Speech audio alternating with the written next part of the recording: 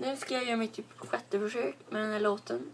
Your Song med Elton John, eller Coverbarn, eller vem ni har hört den med. Men, ja. Jag har hört den med Elton John i alla fall. Så är det. Hoppas ni tycker om det. It's a little bit funny, this feeling inside. I'm not one of those who can easily hide. I don't have much money, but boy, if I did, I'd buy a big house where we both could live. So excuse me for getting, but these things I do, you've seen, I've forgotten if they're real or they're blue. Anyway, the thing is, what I really mean, yours are the sweetest eyes I've ever seen. And you can tell everybody that this is your song. It may be quite simple, but now that it's done, I hope you don't mind, I hope you don't mind that I put down in words how wonderful life is while you're in the world. If I was a sculpture, but then again, no, oh man, make explosions in a traveling show.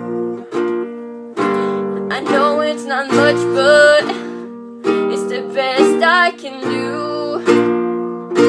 My gift is my song, and this one's for you. And you can tell everybody this is your song.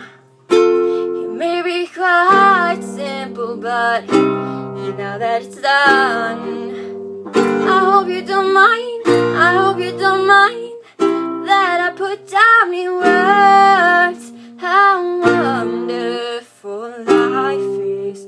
Now you're in the world. Nej, hallå. Det där. Hoppas ni gillar musiken som jag spelade för typ 10 sekunder sedan. Ja, alltså jag har inte blogg så mycket på senare, så jag tänkte att why not put a videoblogg on the YouTube and then on the blog. Så ja, jag har ingenting att prata om. Jo, en grej har jag faktiskt att prata om, och det är nog en av de mest störande grejerna som jag har märkt. Och vänta, jag ska bara lägga ner gitarren.